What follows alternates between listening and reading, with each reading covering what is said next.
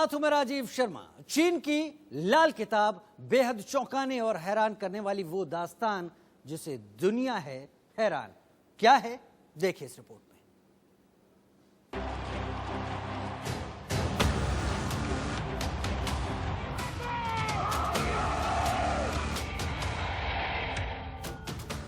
सड़कों पर खून बहाना उसका संस्कार, लोगों को जिंदा जलाना उसका व्यवहार।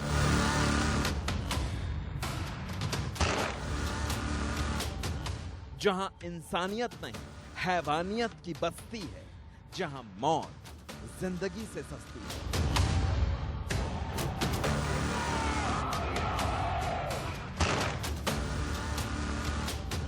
जो सत्ता के लिए खेलते हैं मौत का नंगा खेल, विरोध करने पर अपनों को भेज देते हैं जेल।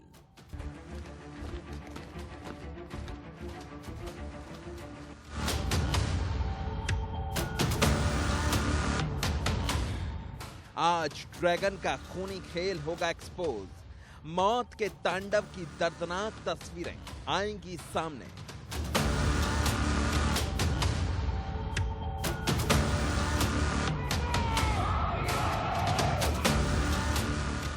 नरसंहार के खूनी सच से आज उठेगा पर्दा। रूह कपाने वाला ड्रैगन का काला इतिहास।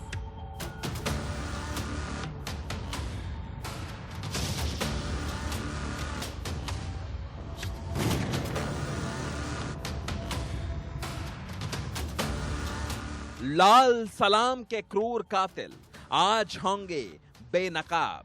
चीन को देना होगा काले सच का जवाब।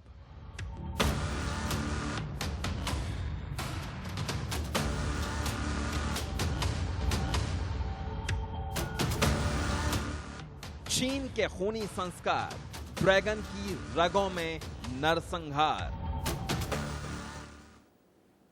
तो कॉकरोच, मेढक, मगरमच्छ, चूहा, बिल्ली और न जाने क्या क्या खाते हैं चीनी। क्यों खाते हैं, कैसे आदत पड़ी, ये सब आपको हमने पहले बताया। आज हम आपको ये बताने वाले हैं कि आखिर चीनी इतने निर्दयी कैसे होते हैं। क्या है इसकी वजह? इसकी वजह है चीन का खूनी इतिहास। जिसके हाथ में चीन की बागडोर रही, उसने अपनी सत्ता बनाए रखने के लिए चीन में खून की नदियां बहा दी। चीन में एक ऐसा वक्त आया जब चीन के भगवान बदल गए, चीन की पहचान बदली और चीन की संस्कृति बदल गई। कुछ ऐसा ही फिर चीन में होने जा रहा है, वो सब आपको बताएंगे। लेकिन उससे पहले ये जानिए कि लाल किताब की वो खूनी दास्तान जैसे जब जब दुनिया सुनती है हो जाती है हैरान परेशान।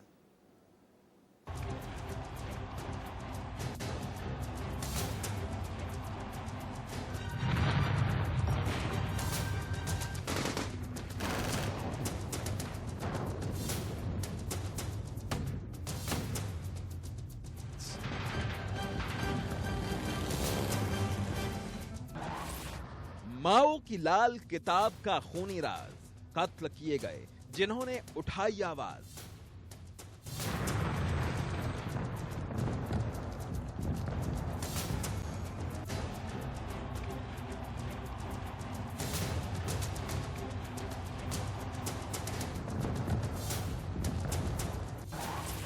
विरासत को किया नेस्तनाबूद। बुद्धिजीवियों को सरेआम मारा बिना किसी सबूत।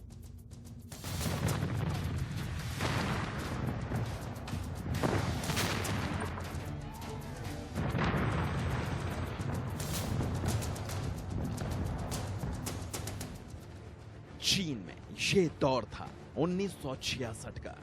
हर तरफ कत्ल, खून और हिंसा का बोलबाला था। पुरानी विरासतें ध्वस्त की जा रही थी। चीन के भगवान बदल चुके थे। लाल सलाम के खिलाफ बोलना मतलब मौत, जेल या फिर सरेआम बेइज्जती। पूरे देश में लाल सलाम का खूनी खेल शुरू हो चुका था। हर तरफ से केवल और केवल चीख पुकार, चीत्कार और दर्द की आवाजें सुनाई देती थी।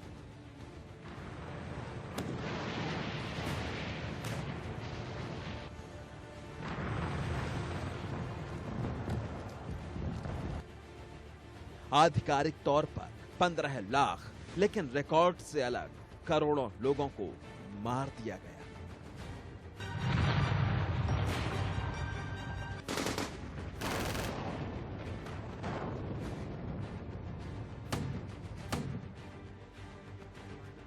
पूरे देश में सिर्फ एक ही आवाज सुनाई दे रही थी और वो थी चीनी कम्युनिस्ट पार्टी के नेता और चीन के नए भगवान बन चुके माओ त्से तुंग की।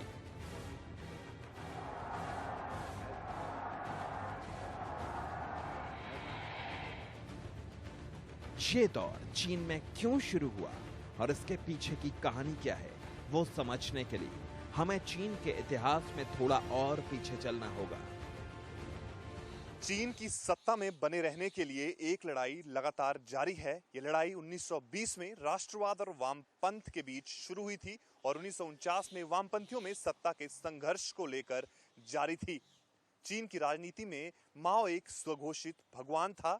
1949 से लेकर 1966 तक माओ का चीन में एक छत्र राज था, लेकिन 1966 में जब उसके ऊपर सवाल उठने लगे तो उसने पार्टी से इस्तीफा दे दिया।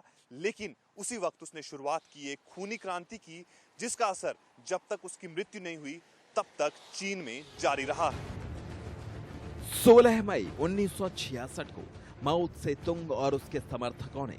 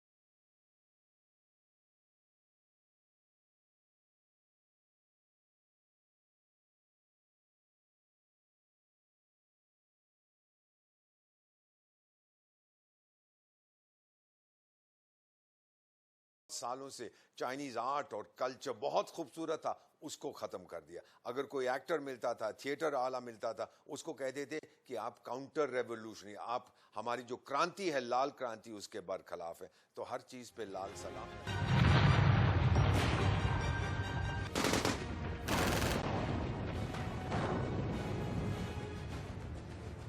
माओ इस क्रांति के बहाने अपनी ही पार्टी में अपने खिलाफ हुए लोगों को निशाना बनाना चाहता था और अपने विचारों को घर घर पहुंचाना चाहता था। माओ की इस खूनी सोच का असर भी हुआ। माओ के आह्वान पर युवा वर्ग उसके साथ उठ खड़ा हुआ, उसके निर्देशों पर काम करने के लिए सड़क पर उतर आया। इस अपार जन समर्थन को देखने के बाद माओ और उसकी टीम ने चीन में अपनी ही सेना का गठन कर दिया। इसका नाम रखा रेड गार्ड्स, यानी लाल सुरक्षक। लेकिन ये सुरक्षक नहीं, भक्षक थे, हत्यारे थे, जिनके आतंक से माओ ने चीन में खून की नदियां बहा दी। इसमें सबसे अहम भूमिका निभाई माओ के उत्तराधिकारी माने जाने वाले लियान बाओ ने। बाओ गैंग्स ऑफ फोर का हिस्सा था और चीन का मार्शल भी था। सेना और पुलिस उसके कब्जे में थी, जिसकी वजह से रेड गार्ड्स के खिलाफ कोई एक्शन नहीं ले सकता था।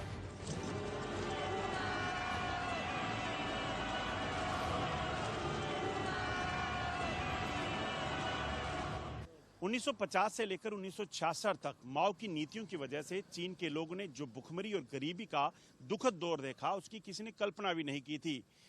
चीन के लोग मिट्टी और जंगली जानवर तक खा चुके थे, मगर 1966 के बाद माओ ने जब खूनी खेल शुरू किया, उसके बारे में भी किसी ने नहीं सोचा था। वो चीन का नया भगवान बनने जा रहा था। माओ होना क्या, इसके मायने क्या हैं? कुछ लोग कहते हैं कि वो मॉडर्न चाइना का फाउंडर था। ये सही है कि कम्युनिस्ट पार्टी उसके नेतृत्व में उन्होंने जो है तख्ता वहां पर हासिल किया था, उन्होंने सत्ता बनाया था, उनकी हुकूमत बनी थी वहां पर। लेकिन बहुत से लोग ये कहते हैं कि वो हिटलर से बड़ा एक टायरेंट था, कहते हैं कि वो मुसोलिनी से बड़ा था, वो बहुत से टायरेंट से बड़ा था, क्योंकि उसने जो 1950s में जो ग्रेट लीप फॉरवर्ड किया था, उसमें उसने कहते हैं कि 5 करोड़ चीनियों को मार दिया था। रेड गार्ड्स विरासतें नष्ट कर रहे थे। हर जगह सिर्फ माओ की तस्वीरें दिखाई दे रही थी, उसके नारे सुनाई दे रहे थे, उसके पोस्टर, उसकी लाल किताब का ही बोलबाला था। भगवान बुद्ध हो या ईसा मसीह, सबके बुतों को तोड़ दिया गया। उदारवादी सोच के लोगों को सरेआम मारा जा रहा था। रेड गार्ड्स घर घर जाकर आतंक फैला रहे थे। इस दौरान सबसे हैरान करने वाला था छात्रों द्वारा अपने ही शिक्षकों का कत्ल। 1966 से 1970 तक चीन में पढ़ाई का नामो निशान नहीं था। उदारवादी सोच वाले शिक्षकों को उसके ही छात्र कत्ल कर रहे थे, उन्हें सरेआम बेइज्जत करके मारा जा रहा था। माओ पर जनता आंख बंद करके भरोसा करती थी, क्योंकि वामपंथियों के मुताबिक वो गरीबों के हक की लड़ाई लड़ता था। 1949 से चीन में माओ के राज के बाद जमींदारों को खुलेआम मार दिया गया, क्योंकि वो बुजुर्गा वर्ग का प्रतिनिधित्व करते थे। कुछ ऐसा ही सांस्कृतिक क्रांति के नाम पर चीन में फिर से दोहराया गया। चीन दुनिया में सबसे पिछड़ा देश था। जिस नेता ने भी चीन में विकास की बात की और आधुनिक दुनिया के हिसाब से चलने की वकालत की, उसे सरेआम मार दिया गया, क्योंकि वो माओ और सत्ता के बीच आ रहा था। ये माओ का इतिहास है, माओ की कहानी है, किसी का सक्का नहीं था। जब लॉन्ग मार्च हुई थी, वो कहा जाता है 1935 से 36, 8,000, 9,000, 10,000 किलोमीटर वो अपने सैनिक लेके भागा था। जब वो लोग उस समय nationalist Chinese party Kuomintang, Chiang Kai Shek के फोर्सेस से भाग रहे थे, तो बहुत दूर तक वो गए। लोग उसकी कहानियां बनाते हैं। उस मार्च के दौरान उसने अपने कई सहयोगियों को मौत के घाट उतार दिया। जब वो चेयरमैन भी बना, जब कम्युनिस्ट पार्टी की सरकार बनी 1950 में, उस समय भी उसको लगा कि जो लोग मेरा विरोध करते हैं, जो मेरे राइवल्स हो सकते हैं, जो शायद एक दिन मेरी गद्दी लेना चाहें, उनको भी उसने रास्ते से हटा दिया। माओ की लाल किताब या मौत का फरमान। माओ की इस खूनी सोच में सबसे अहम भूमिका निभाई उसके स्पेशल 4 ग्रुप, जिसमें उसकी पत्नी, उसके उत्तराधिकारी लिन बाओ जैसे लोग थे, और उसके बाद सारा काम किया माओ की खूनी लाल किताब ने। यह किताब उस खूनी इतिहास का आधार बनी। कहा जाता है कि 1967 में इस किताब के छपने के बाद चीन में हर नागरिक के लिए इसको रखना और इसे रोज पढ़ना और इसके हिसाब से काम करना जरूरी था, वरना उसको मार दिया जाता था। इस छोटी सी किताब में माओ ने क्रांति क्या है इसे समझाने की कोशिश की। इसमें माओ ने बताया कि क्रांति कोई डिनर पार्टी नहीं है, ना ही लेख लिखना है, ये एक हिंसक काम है। माओ की लाल किताब का असर हुआ और चीन में हिंसक क्रांति का दौर शुरू हो गया। माना जाता है कि 1967 से 1976 के दौरान इस किताब की 5 अरब से ज्यादा प्रतियां छापी गईं। इसका दुनिया की 40 भाषाओं में अनुवाद हुआ और इस किताब को पढ़ने के बाद रेड गार्ड्स जो हिंसा करते थे, वो चीन का काला इतिहास बन गया। ये जो रेड गार्ड्स बनाए गए थे, एक माओ ने किताब लिखी थी द रेड बुक, उसमें बहुत सी चीजें लिखी हुई थी। तो ये रेड गार्ड्स को ये साबित करना था, आपस में उनके कंपटीशन होता था कि मैं ज्यादा माओवादी हूं आपसे। तो अगर माओ उसमें लिखता था कि सूरज जो है वो रात को उभरता है, दिन को नहीं, तो उसके बहुत बड़ी बहस होती थी। फिर वो अपने टीचर्स के पास जाते थे और टीचर्स कहते नहीं बेटा, सूरज जो है वो तो दिन में उभरता है। कहते नहीं, माओ ने कहा है रात को उभरता है, तुम एंटी माओ हो, एंटी क्रांतिकारी हो, एंटी चाइनीज हो। उसको फिर कुत्ता बना के कहते थे भौंको, उसको ह्यूमिलिएट करते थे, उसको मार देते थे। 1966 से 1968 तक चीन में केवल और केवल लाल किताब और रेड गार्ड्स का राज था। सड़कों पर माओ के हैवान थे और सत्ता में उसके अनुयायी। हर जगह गुंडों का राज था, किसी को आवाज उठाने की इजाजत नहीं थी। हर तरफ केवल माओ माओ और माओ के नारे लग रहे थे। इस दौरान माओ की तस्वीर वाले बैज भी चीन में काफी लोकप्रिय हुए। मोटे अनुमान के मुताबिक चीनी सांस्कृतिक क्रांति के समय इस तरह के 2 अरब बैज बनाए गए थे। माओ इन सब का मतलब समझता था। उसने वामपंथी गुट में अपनी ताकत वापस पा ली। 1968 तक माओ फिर सत्ता के केंद्र में था। उसे पता था कि उसका विरोध अब चीन में संभव नहीं था। चीन में माओ युग 2 साल बाद एक बार फिर लौट चुका था, लेकिन माओ की तबीयत बिगड़ने लगी। उसके उत्तराधिकारी की लिना बाओ की एक विमान हादसे में मौत हो गई, लेकिन सांस्कृतिक क्रांति जारी रही। इस दौरान लाखों लोगों का कत्ल हो चुका था, लेकिन इसे रोकना इतना आसान नहीं था, क्योंकि ड्रैगन के मुंह में खून लग चुका था और नरभक्षी ड्रैगन पहले से ज्यादा खतरनाक हो गया था। इस खूनी खेल का अंत 1976 में माओ के अंत के साथ ही हो पाया। उसके वफादार गैंग्स ऑफ 4 को भी गिरफ्तार कर लिया गया, लेकिन 1966 का वो खूनी दौर फिर चीन में लौटने वाला है। जिनपिंग ने उस खूनी खेल के लिए बिसात बिछा दी है और एक एक मोहरा चलना शुरू कर दिया है।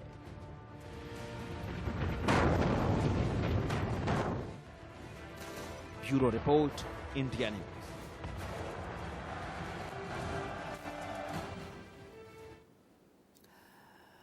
माओ की सांस्कृतिक क्रांति में कहा जाता है कि 1 करोड़ से ज्यादा लोगों को मौत के घाट उतार दिया गया था, लेकिन यह सच दुनिया के सामने कभी नहीं आया। आधिकारिक तौर पर यह आंकड़ा 10 से 15 लाख ही कहा जाता रहा। ऐसे ही कुछ फिर चीन में दोहराने की साजिश रची जा रही है। चीन में 1 करोड़ कम्युनिस्ट वॉलंटियर्स को गांव भेजा जाएगा, क्योंकि जिनपिंग को डर है कि कहीं उनका हाल भी वही ना हो जो 1966 में माओ का हुआ। शायद चीन की सत्ता के लिए खेला जाने वाला खूनी खेल वहां के शासकों की रगों में बसा हुआ है।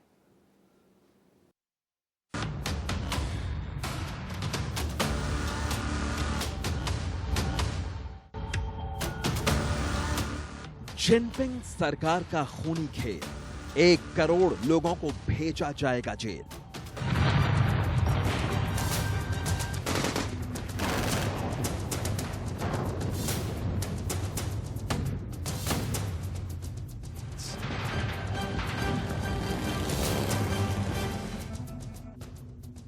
चीन में नौजवानों को नया हुनर सिखाने का बहाना, असल में जिनपिंग को विरोध है दबाना।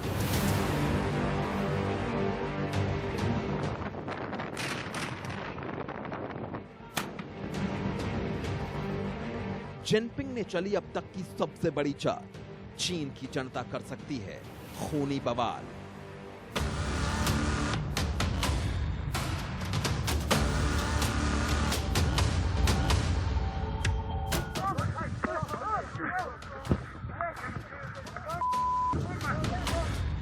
उन्नीस 1950 के दशक में माओ ने एक खेल खेला था। पार्टी में अपना कद और देशवासियों के बीच अपना सम्मान बढ़ाने के लिए युवाओं से गांव जाने का आह्वान किया और उन्हें वहां से कड़ी ट्रेनिंग लेकर आने को कहा।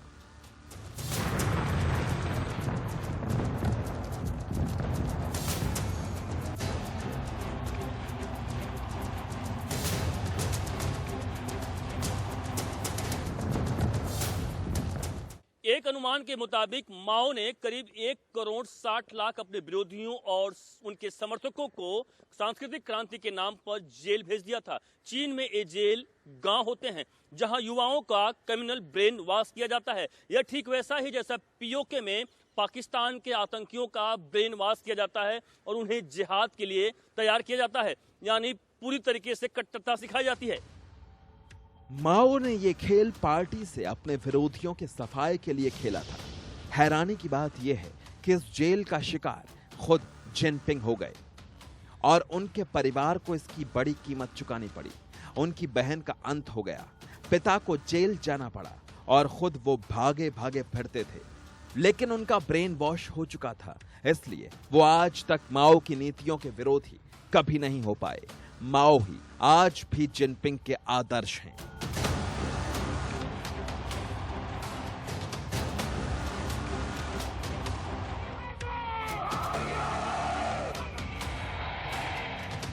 बारबरा टचमैन जो एक अमेरिकन प्रोफेसर है, उन्होंने एक पुस्तक लिखी है द मार्च ऑफ फॉली, यानी मूर्खता की परेड। और मुझे लगता है कि शी जिनपिंग उसी मूर्खता की परेड में अब शामिल हो गए हैं।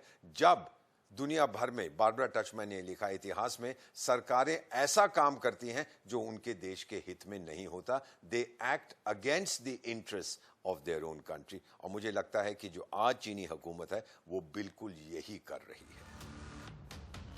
माओ को आदर्श मानने वाले जिनपिंग ने भी अपने खिलाफ उठ रही विरोध की आवाज को दबाने के लिए ऐसी ही साजिश रच दी है। चीन की कम्युनिस्ट यूथ लीग यानी CYL ने वादा किया है कि 2022 तक 1 करोड़ से ज्यादा कम्युनिस्ट वॉलंटियर्स को गांव में पहुंचाया जाएगा, जिसका मकसद जिनपिंग सरकार के मुताबिक लोगों को नया हुनर सिखाना होगा। लेकिन असल में इसके पीछे एक बहुत बड़ा खेल है।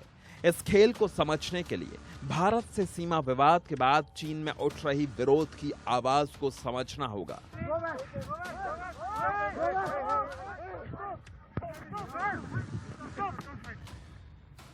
भारत ने गलवान में कितने चीनी सैनिकों को मारा, इसका जवाब जिनपिंग सरकार ने आम जनता को तो नहीं दिया, जिसके बाद लोग भड़के हुए हैं और जिनपिंग सरकार के खिलाफ विरोध की भावना प्रबल होती जा रही है।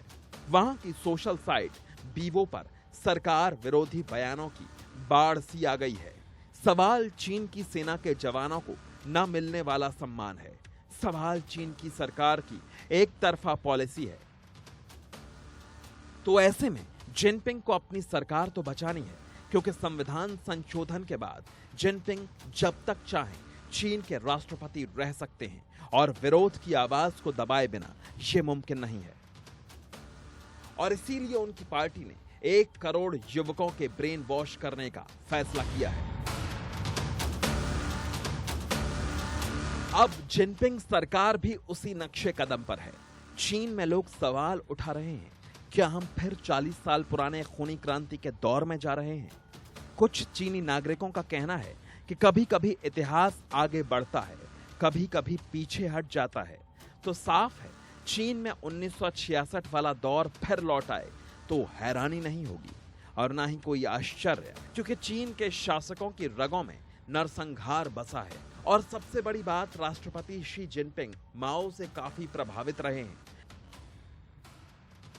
उनके मन में अभी भी माओ के दौर की यादें जिंदा हैं। वो खुद जिंदगी के 7 साल शांसी के एक गरीब गांव में गुजार चुके हैं और उसके बाद माओ की नीतियों की वजह से उनकी बहन तक की मौत हो गई। लेकिन चीन में देश और परिवार से ज्यादा सत्ता मायने रखती है, जिसके लिए खूनी खेल खेलने से भी किसी को गुरेज नहीं होता। चीन में बहुत सी पॉलिटिकल ट्रांसफॉर्मेशंस हुई हैं, बहुत से ऐसे मौके आए हैं कम्युनिस्ट चाइना में, जब से कम्युनिस्ट बना है, कि लोगों ने सत्ता हासिल करने की कोशिश की है और वो कोई भी कीमत चुकाने को तैयार है, किसी हद तक जाने को तैयार है, किसी दीवार के सामने रुकने को तैयार नहीं है। प्रॉपर बिहेवियर, डेमोक्रेटिक थॉट्स, ये नहीं समझते इसके मायने क्या है। माओ ने सांस्कृतिक क्रांति के नाम पर सरकार, शिक्षा और मीडिया में पूंजीवादी प्रभावों और बुजुर्गा सोच को खत्म करने का ऐलान किया था। जिनपिंग ने 2 कदम आगे बढ़कर अपने खिलाफ उठ रही विरोध की आवाज को कुचलने के लिए सांस्कृतिक क्रांति का सहारा लेने का फैसला किया। अंजाम क्या होगा ये चीन 1966 के दशक में देख चुका है। सच्चाई केवल इतनी है कि ड्रैगन को खून पसंद है।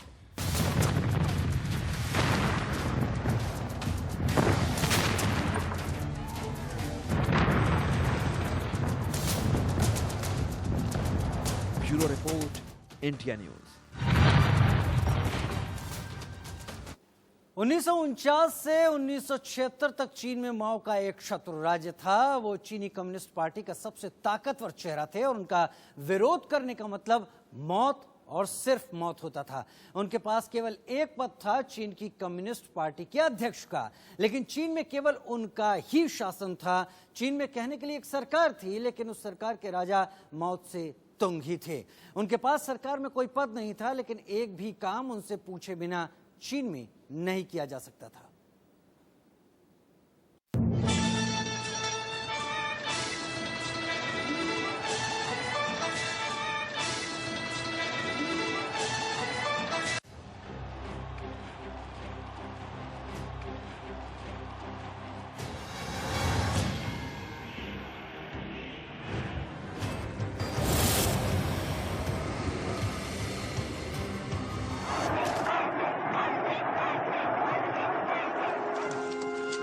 माओ त्से-तुंग चीनी क्रांतिकारी, राजनीतिक विचारक और चीनी कम्युनिस्ट पार्टी के संस्थापक, चेयरमैन और सबसे बड़े नेता।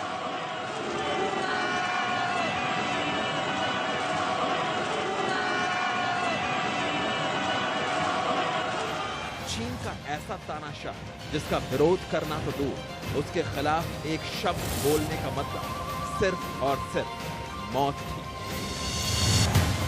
कल्चरल रेवोल्यूशन 1966 से 1976 10 साल ये चली थी और इसने तबाही मचा दी थी चीन में। उन्होंने कहा कि जो इंटेलेक्चुअल्स हैं, बुद्धिजीवी, वो चीन की प्रगति में बाधा हैं, उनको मारो, उनको तोड़ो। उस समय जो हालात थे चीन के बहुत बुरे थे। वहां पर क्या करते थे, विद्यार्थियों को कहा गया, ये माओ ने कहा कि आप में जो क्रांतिकारी जोश है कम हो रहा है, ये मैंने लाल किताब लिखी है, अब हर जगह जाओ, चीन में फैल जाओ पूरी तरह से। जितने टीचर्स हैं आपके मदर फादर हैं, अगर वो बिजनेस में हैं या नौकरी करते हैं, उनको आप घर से बाहर निकाल दो, उनको री एजुकेशन कैंप में भेजो और उनके बरखिलाफ गवाही दो। आधुनिक चीन की नींव रखने वाले माओ के हाथ अपने ही लोगों के खून से रंगे हुए हैं। माओ का मानना था कि चीन को तरक्की करनी होगी, चाहे इसके लिए करोड़ों लोगों की जान ही क्यों न चली जाए।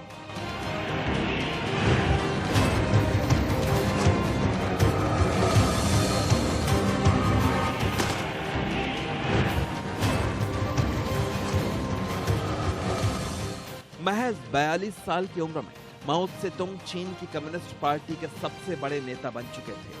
उनकी इजाजत के बिना चीन में एक पत्ता तक नहीं हिलता था। नागरिक सेवाओं से जुड़े अधिकारों को छोड़कर सारे अधिकार माओ के पास थे। माओ का सत्ता चलाने में सीधा हस्तक्षेप नहीं था। माओ अपने आवाज से ही नीतिगत मामलों पर अधीनस्थों को निर्देश देते थे। एक ब्रेक, जल्द हाजिर होते हैं।